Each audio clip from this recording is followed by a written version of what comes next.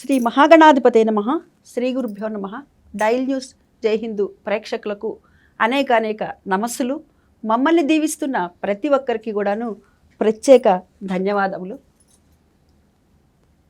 కొండూరు పద్మావతి గారు, ఈ పేరు తెలియని వారు ఉండరు అంటే అది అతిశయోక్తి కాదేమో. మనకి సౌందర్యలహరి అనగానే గుర్తుకొచ్చేటటువంటి పేరే వారు అమ్మ. ఎంతోమందికి సౌందర్యలహరి అర్థ వివరణతో నేర్పటం అనేటటువంటిది వారిలో ఉన్నటువంటి విశేషం.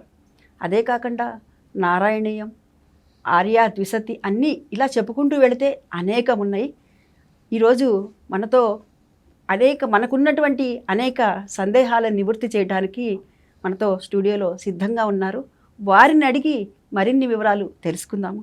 అమ్మ నమస్కారం. అమ్మ ముందుగా మీకు నమస్తే అండి. ముందుగా మేము అడగగానే వచ్చినందుకు ప్రత్యేక ధన్యవాదాలు. మీ ద్వారా ఈ ఛానల్లో పనిచేస్తున్నందుకు మీతో పాటుగా చాలా సంతోషంగా ఉంది. అలాగే మన ధర్మాన్ని గురించి, మన సనాతన సాంప్రదాయాల గురించి మీరు చేసేటటువంటి వీడియోస్ అనేకం చూశాను నేను. అన్నీ కూడా చాలా చక్కగా ఉన్నాయి. ఎంతమంది పని చేసినా కూడా సరిపోయిన పరిస్థితులు ఇప్పుడు ప్రస్తుతానికి ఉన్నటువంటి సొసైటీ అంతా కూడా ఉంది. అందుకని చాలామంది దీని మీద పని చేయాలి, చాలా వివరణ సేకరించాలి, అందరికీ కూడా ఆ మార్గంలో ముందుకు తీసుకువెళ్ళేటటువంటి పద్ధతిని మనందరం కూడా చేయాలి. మేమందరము కూడా శృంగేరి ఉభయ గురువుల ఆశీస్సులతోటి ఈ కార్యక్రమాలన్నీ కూడా చేస్తున్నాము. అజ్ఞానాం జాహ్నవీ తీర్థం విద్యాతీర్థం వివేకినాం సర్వేషాం సుఖదం తీర్థం భారతీ తీర్థమాశ్రయే విద్యా వినయ సంపన్నం వీతరాగం వివేకినం వందే వేదాంత తత్వజ్ఞం విధుశేఖర భారతీ. మీరు చేసేటటువంటి ఈ సౌందర్యలహరి నాకు తెలిసి 2 లక్షల మంది పైగా మీరు మీ శిష్య బృందాన్ని తయారు చేశారు. ఇది అతిశయోక్తి కాదు, వందలు వేలు కూడా కాదు, లక్షల్లో చేయటం అనేటటువంటిది. మీకు శిష్య బృందం దేశంలోనే కాకుండా విదేశాల్లో కూడా ఉన్నారు. చాలా సంతోషం. దీని గురించి ఒకప్పుడైతే కనుక ఎక్కువగా మనకి కనకధార, లలితా సహస్రం మాత్రమే ప్రాచుర్యంలో ఉండేది. కానీ మీ ద్వారా సౌందర్యలహరి చాలామందికి అందింది అని నేను అనుకుంటున్నాను. అంటే మీరు చెప్పారు ఇప్పుడే గురువుల యొక్క అనుజ్ఞతో ఆజ్ఞతో అని చెప్పారు. చాలా సంతోషమ్మా. మీరు ఇంకా కూడా ఇలాంటివి చేస్తూ మమ్మల్ని కూడా ముందుకు తీసుకొని వెళ్ళాలని మనస్ఫూర్తిగా కోరుకుంటున్నామమ్మా. అంటే ఇది ఎలాగంటేనండి, సమాజంలో అందరూ సంస్కృతం వచ్చిన వాళ్ళు ఉండరు. అందరికీ కూడా సబ్జెక్ట్ గురించిన ఒక అవగాహన తెలిసిన వాళ్ళు ఉండరు. భక్తి మట్టికి అందరికీ ఉంటుంది, అక్షర సత్యం. భక్తి అందరికీ ఉంటుంది.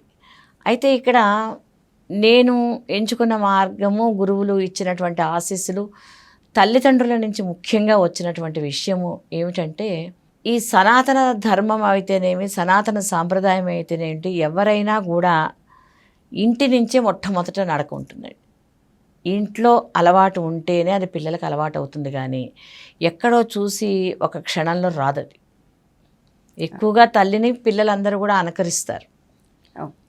తల్లే ఎక్కువ గురువుగా ఉంటుంది. తండ్రి కాదని నేను చెప్పట్లేదు.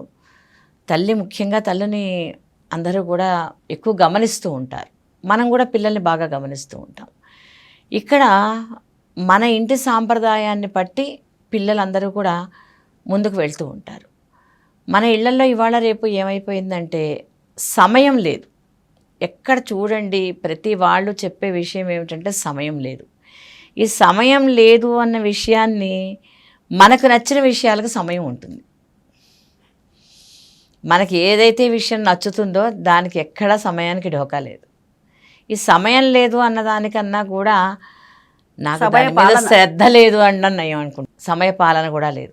తినాల్సిన సమయంలో తినరు, నిద్రపోవాల్సిన సమయంలో నిద్రపోరు, ఆడుకోవాల్సిన టైంలో ఆడుకోరు, చదువుకోవాల్సిన సమయంలో చదువుకోరు.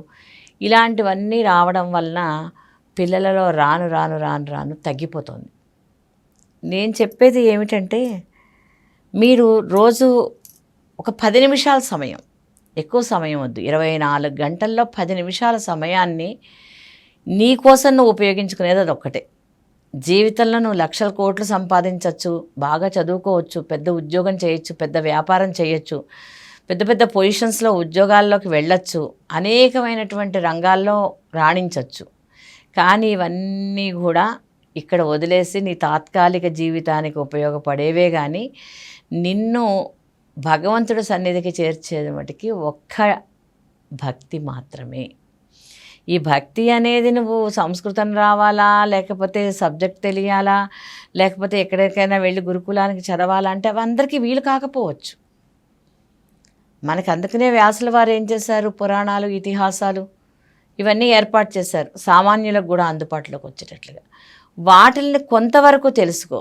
గృహస్థ ధర్మంలో నువ్వు ఎంతవరకు ఆచరించగలుగుతున్నావో అంతవరకు తెలుసుకో. నీ ఉద్యోగాన్ని నువ్వు చేసుకో, నీ బాధ్యతను నువ్వు స్వీకరించు, నీ పని మట్టికి మానకు. నువ్వు ఏదైతే భగవదారాన్ని ఉందో, ఉదయం లేచావు, స్నానం చేసావు, సూర్యుడికి నమస్కారం చేసుకోవడం అలవాటు చేసుకో, నీ ఆరోగ్యం బాగుంటుంది. ఎప్పటి నుంచో మన ధర్మంలో ప్రతి ఒక్కటి ఆరోగ్యానికి పనికొచ్చే విధంగానే చెప్పారండి. ప్రతి ఒక్కటి కూడా ఆరోగ్యానికి క్లబ్ చేసే ఉంటాయి. ఏ విషయాన్ని తీసుకోండి. అలాగే అనేకమైనటువంటి పండగలు మనకు పాడ్యం నుంచి పౌర్ణం వరకు, మళ్ళీ అమావాస్య వరకు కూడా అన్ని పండగలే. పండగ లేని రోజు లేదు మనకేదీని. ఈ పండగలన్నీ ఏమిటి, ఒక సాంప్రదాయం అలవాటు చేయడం కోసం చేశారు. ఇప్పుడు అధిక మాసం ఇది. ఎలాగ ఈ అధిక మాసం వచ్చింది అందరూ చెప్తూనే ఉన్నారు, సూర్యుడు చంద్రాల గమనాన్ని బట్టి ఈ యొక్క రోజులు వస్తున్నాయి అని. ఈ అధికంగా ఉన్న రోజుల్ని చక్కగా ఇంకొంచెం భగవన్నామస్మరణ చేసుకోమంటున్నారు. ఇంకొంచెం భగవంతుడి దగ్గరగా ఉండండి అని చెప్తున్నారు. ఇంకొంచెం అన్ని దానాలు చేసుకోమంటున్నారు. ఇంకొంచెం పెద్దలకు చేయాల్సిన క్రియలన్నీ చక్కగా చేసుకోండి అని చెప్తున్నారు. ఇలాంటి విషయాలన్నీ చెప్తుంటే మన మనసు ఎంతసేపు ఏమిటంటే విషయం మీద ఏకాగ్రత ఉండదు, తిరగడం మీద ఏకాగ్రత ఉంటుంది. ఈ తిరగడం వల్ల ఏమవుతుందంటే నీకు సమయం వృధా పోవడమే తప్ప క్రియ జరగదు అక్కడ. ఇది దేని వల్ల జరుగుతోంది, మనసు వల్ల జరుగుతోంది. ఈ మనస్సుని ఆధీనంలో లేకపోవడం వల్ల ఇవన్నీ చేస్తున్నావు. ఎందుకు మనసు ఆధీనంలో ఉండదు అంటే అది మొదటి నుంచి దానికి తిరగడం అలవాటు, ఎక్కడొకటి తిరుగుతుంది. గాలి కంటే వేగమైంది మనస్సు తిరుగుతూనే ఉంటుంది. నువ్వు దాన్ని అదుపులోకి చేసుకున్ననాడు, అదుపులోకి తీసుకున్నప్పుడు నీకప్పుడు అది ఏం చేస్తుంది, నువ్వు చెప్పిన మాట వింటుంది. నువ్వు చూడొద్దన్నది చూడదు, నువ్వు వినొద్దన్నది వినదు, నువ్వు తినద్దన్నది తినదు. నువ్వు అలా కాకుండా ఏం చేస్తున్నావు, వదిలేస్తున్నావు దాన్ని. నన్ను ఎవరు పట్టించుకుంటారులే అని అనుకుంటున్నావు, కానీ నీ యొక్క విలువని నువ్వే పడగొట్టేసుకుంటున్నావు.